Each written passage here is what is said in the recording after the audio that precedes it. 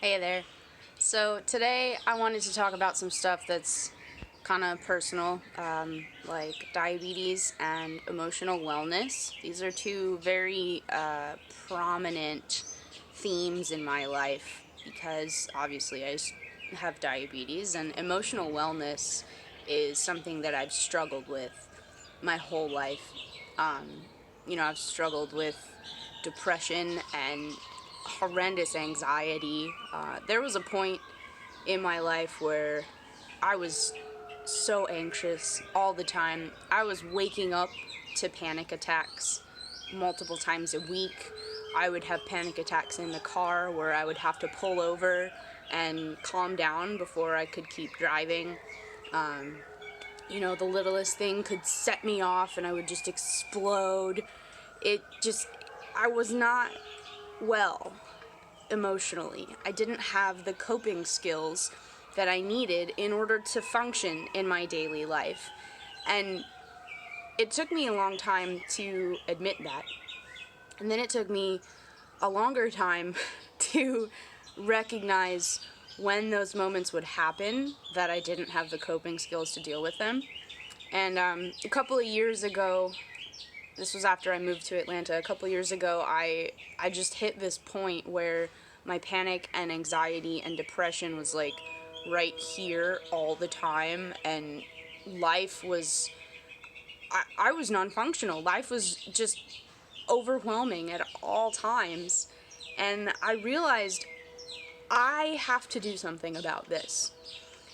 I have to be the one to take charge of this because nobody else can do it for me. And that was really scary to have to admit that I have to do this for myself because nobody else can. And I was kind of stuck in this rut of like, how do I do it? How do I do it? How do I do it? How do I do this? Oh!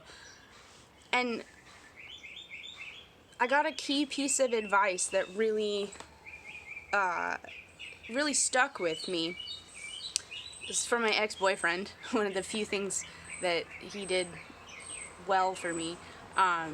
He said, you just do it. And at the time, I didn't want to hear it. I didn't know how to hear it because I wasn't ready for that message. I didn't have the ears to hear what he was telling me. And I understand what he was saying now.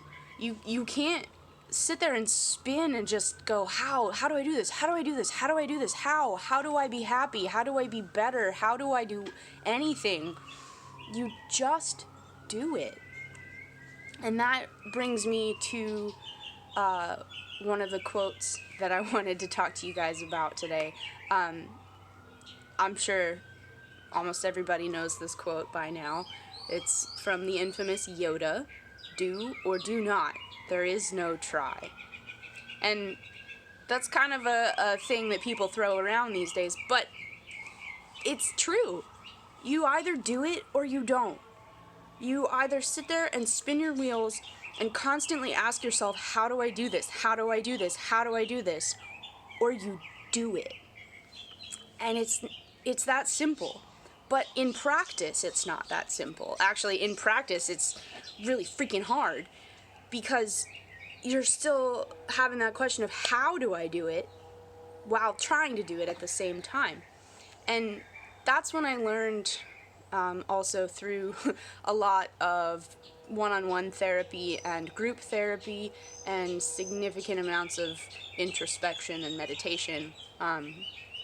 You have to break things down into these little chunks so that each chunk is something small and manageable and achievable.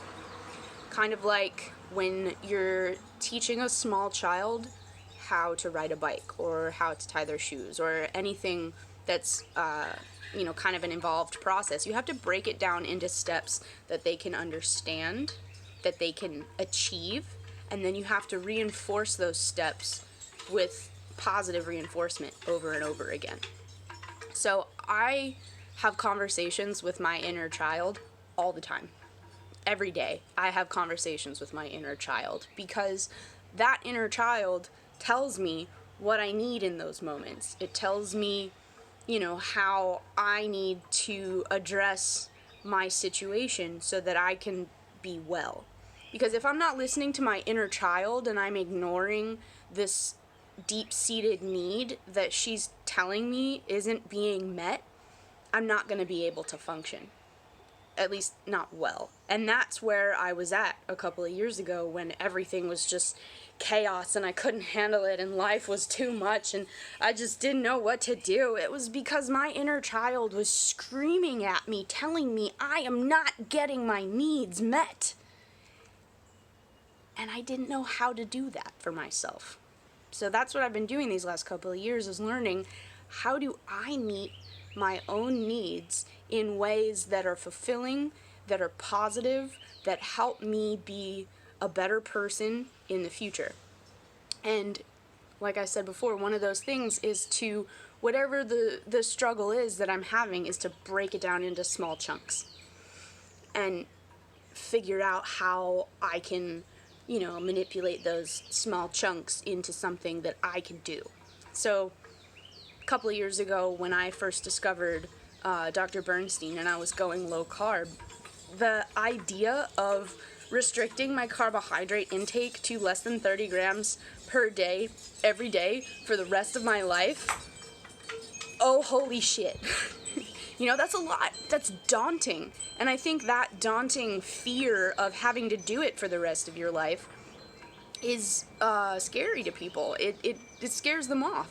But what I did for myself was say, okay, so I'm not going to think about doing this every day for the rest of my life. I'm going to think about doing this for lunch today.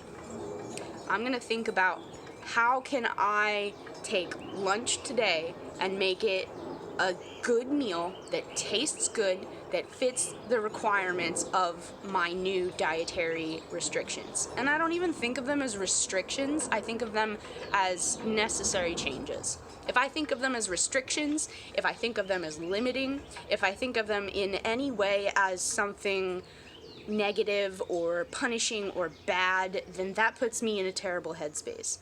And my food is my medication. I mean, obviously I have medication like insulin that I have to inject, but overall, food is medication. Food is how you fuel yourself. So I want to fuel myself with good food that tastes good, that is good for me. If I think about it as limiting or restrictions or anything like that, I'm not going to like it. I'm not going to want it, and then I'm going to give up and I'm not going to do it.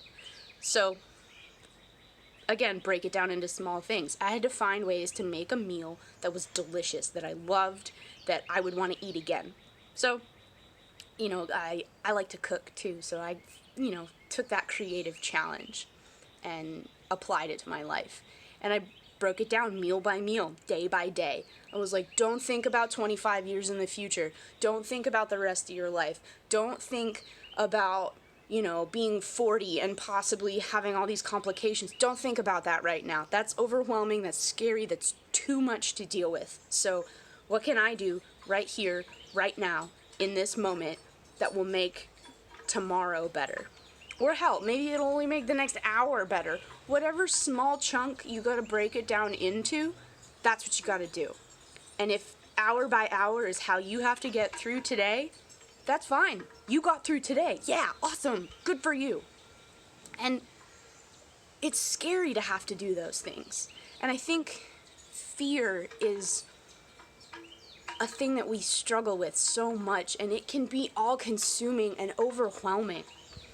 And that brings me to another quote that I wanted to share with you guys. This quote and this book series is deeply personal to me. It has shaped a significant portion of my life's philosophy. I'm definitely a book nerd when it comes to that. So this book is called Dune. This book has been around for a very long time, written in the 1960s. The author is Frank Herbert, and there's a quote in this book that I say to myself all the time. I actually at one point wrote it out on a big piece of paper and I stuck it on my wall right by the door so that I'd have to look at it every day before I left. And I say it to myself all the time. And I'm going to read it to you and then I'm going to talk about it a little bit. So this fear is called The Litany Against Fear. I must not fear. Fear is the mind killer. Fear is the little death that brings total obliteration. I will face my fear. I will permit it to pass over me and through me, and when it has gone past, I will turn the inner eye to see its path. Where the fear has gone, there will be nothing.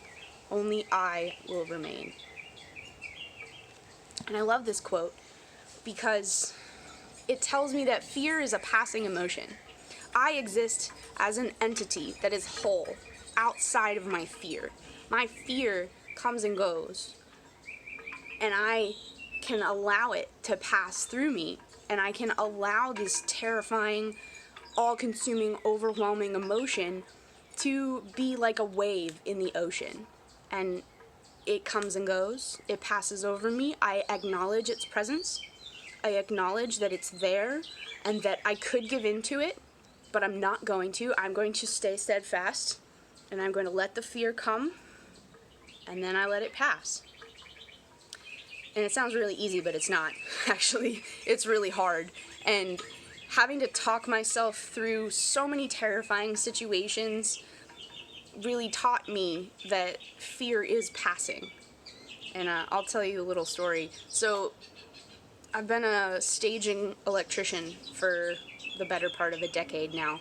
And at one point, when I was like in the throes of my panic attacks and my depression and life was just confusing and terrible, I was working at a small theater. They had a ladder called the Widowmaker. And the Widowmaker was a 14-foot A-frame wooden ladder that just wobbled when you got on top of it. And it was freaking terrifying to be on the top of that thing. So I'm existing in a state where my panic is right here at all times, no matter what, and I'm on the verge of tears constantly. So imagine that headspace.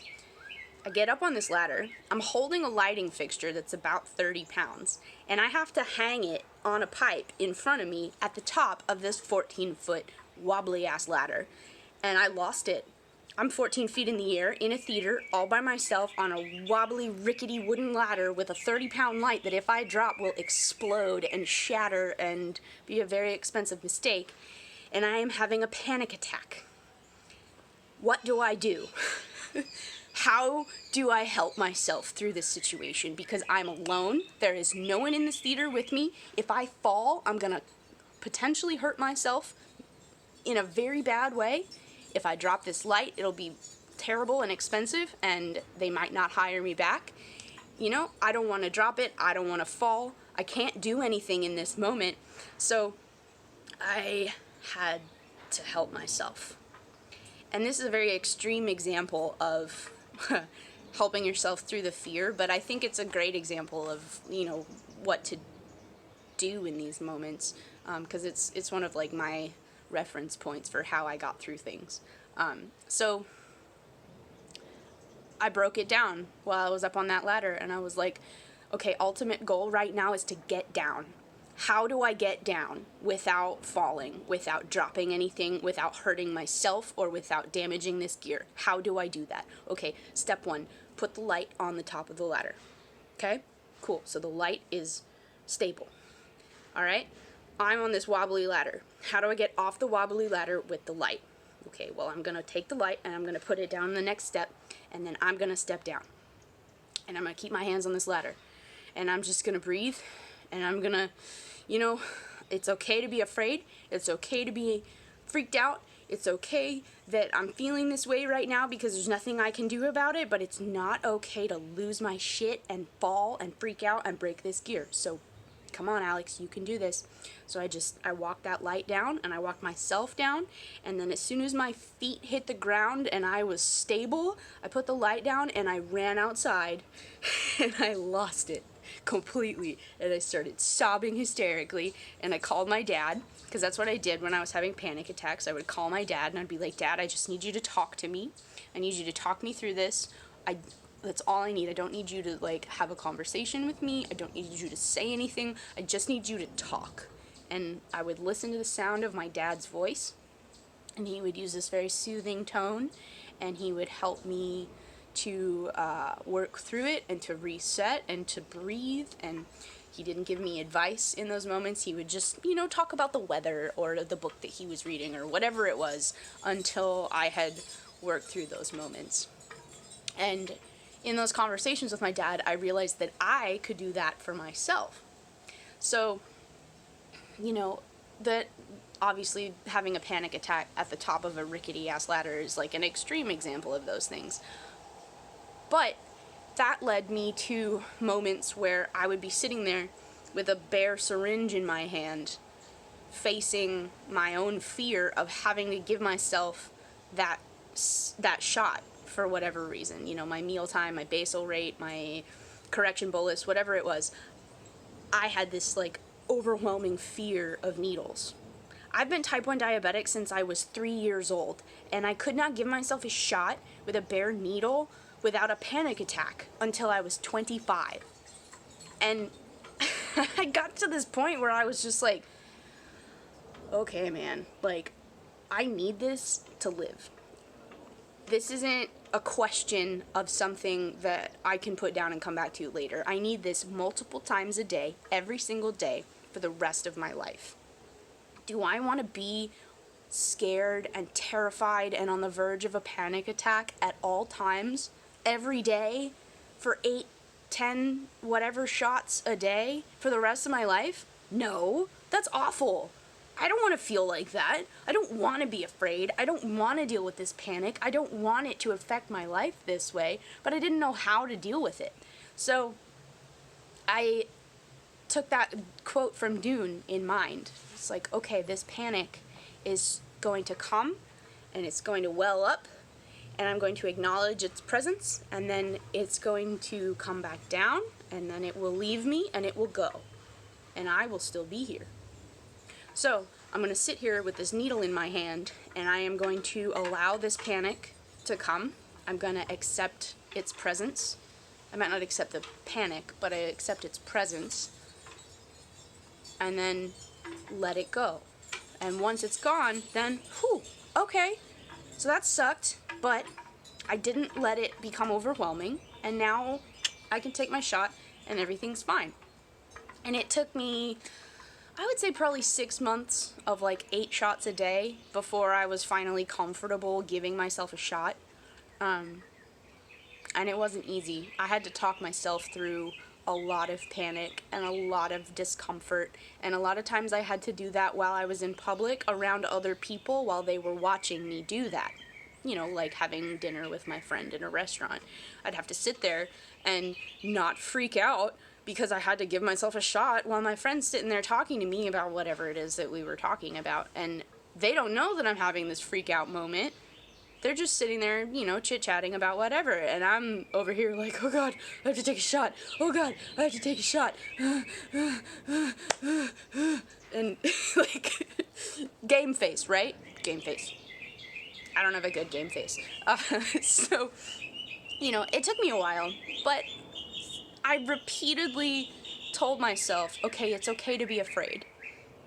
I mean, it happens. And if I want to just shove the fear away and not acknowledge it, then it's just going to keep coming up, and it's going to keep bothering me, and it's going to keep affecting my life. So I have to acknowledge it, and then I have to let it go. Acknowledge it, let it go. Same thing with other big scary emotions like anger or I don't know. I don't have another good example right now. But anyway, I'm talking about fear. So I also reminded myself that I was dealing with my inner 3-year-old from when I was first diagnosed, who was told, don't be scared, it's just a shot. Don't be scared, don't be scared, don't be scared. Well, I am scared. What do? Don't be scared. Well, that doesn't help. Telling somebody don't be scared when they're scared does not help, especially when they're 3 years old. So I realized I was talking to my inner 3-year-old. And my inner 3-year-old needed to be hugged and told, hey, everything's gonna be okay. So I would tell myself that everything's gonna be okay. You're gonna take this shot, it might hurt. We're just gonna have to accept the fact that it might hurt, and that's okay. And then once the shot's over, I was like, yeah, you did it, yeah, awesome, yay, yeah, everything's fantastic, you're amazing, you did such a good job, yeah! I praised the shit out of myself because I needed to know that even though it was scary and even though it hurt and it might bruise, it might bleed, it might do all kinds of stupid stuff that I don't want to deal with, like, it's okay and everything's fine, and I did it. I did it, yeah! So I just did that over and over and over again until I got to the point where I can just take a shot, it's nothing. But it took me a very long time to get to that point. And I think it's important to acknowledge that struggle because a lot of times, other people will tell you things like, don't be scared, because they don't want to deal with your fear. Well, okay, cool, but I am scared. So what do I do about it? And that's why this Dune quote is such a common point in my life that I refer back to over and over again, is like, what do I do when I'm scared? Okay, my fear will come and go. I'm still gonna be here.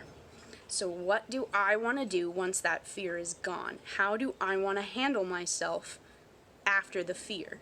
Because if I give in to that fear, I will run away screaming from every conflict that I ever encounter in my entire life. I will never do anything. I will never push myself. I will never grow as a person. You have to face your fear if you want to grow as a person. And, like 4 years ago, when I was at the lowest point in my entire life, when I was 25 years old and found out that I was starting to go blind from type 1 diabetes complications, and that I was looking at injections into my eye once a month for the rest of my life, and I might potentially be blind by the time I'm 40.